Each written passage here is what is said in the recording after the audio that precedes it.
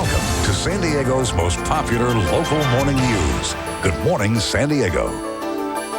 In this hour, we'll be talking with Dr. Brian Weeks from Alvarado Hospital, talking about allergy. Do you have allergy? You don't have bad allergies. I don't really have allergies, but people, boy, it knocks them for a loop. And it is the time of year, so we'll talk with the doctor about what you can do, how to keep it under control, and all that. That'd be nice. Yeah, absolutely. That'd be nice. All right, if you are dreading the arrival of spring because of all the allergies, listen up. We'll be hearing from an expert on the best ways to curb your allergies. Maybe keep them under control. Stay with us.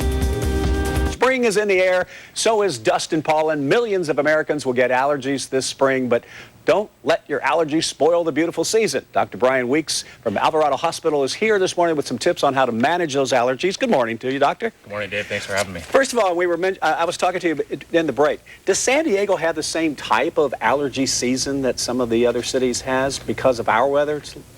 It's a great question. It's kind of hard to understand sometimes how in such a beautiful place we really would suffer from allergy, but the problem that most people have is when the seasonal changes cause dramatic temperature changes. So, it's not uncommon in San Diego this time of year to have a cool evening like last night where it maybe dropped down into the 40s and then it'll warm up to 80 degrees today. That wreaks havoc on your nose and sinuses. We do have changes in humidity and the moisture in the air, which also, and then the new growth, of course, with the warming will also cause And the problems. Santa Ana winds this time of year drying, must blow it in. Absolutely. Drying, again, wreaks havoc on the ability for the nose to kind of do what it does, to make the mucus, to drain things, to kind of move the mucus through the nose normally. And when the temperature changes and the new pollens and the new things are blooming, that really does cause problems with the nasal function. All right, we have a list of tips that people can use perhaps to help control some of the problems that they might have. And let's just talk about each one as we go through. Over-the-counter antihistamines can reduce symptoms. Yeah, antihistamines are great. They're definitely one of our treatment armamentarium, and we start thinking about the different things that we do, and we'll kind of move through the list of things as well.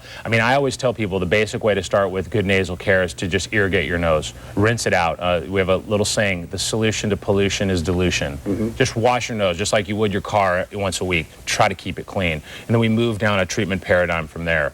Things like topical anti-inflammatory sprays. We know, certain types of brands that everybody knows, but medications to reduce the inflammation in your nose, antihistamines, which are going to help block some of those chemicals that the body produces that make people sneeze and make people itchy and their eyes drain and red and watery and things like that. When do you know that you need something more than just the over-the-counter stuff? That's probably the most important question, Dave. When you're suffering from tremendous symptoms, all the time, when you start having difficulties with maybe breathing, things like asthma run very commonly with allergy. And then the other thing is really distinguishing between a chronic sinus condition as opposed to just a seasonal or a perennial allergy.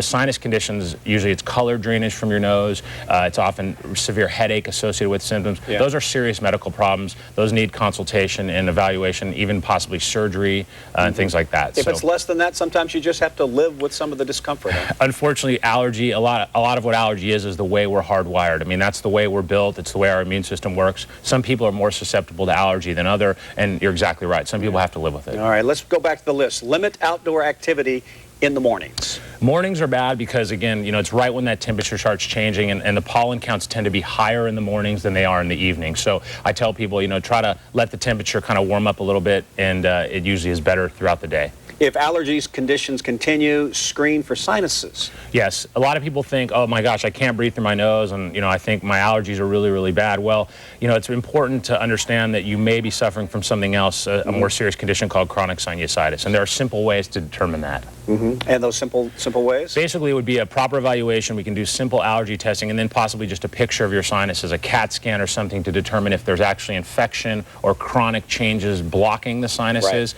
as opposed, and if there are, we have wonderful new treatments, minimally invasive procedures available for those types of things. At that point, though, you really need to see a doctor about it. You got it, right? absolutely. Okay. And then see a physician if allergy conditions worsen. Yeah, again, you don't want to find yourself getting out in the morning air and having problems breathing. Again, wheezing, asthma, those types of symptoms are often associated with allergy patients, especially severe allergic type patients. Now, this is the season.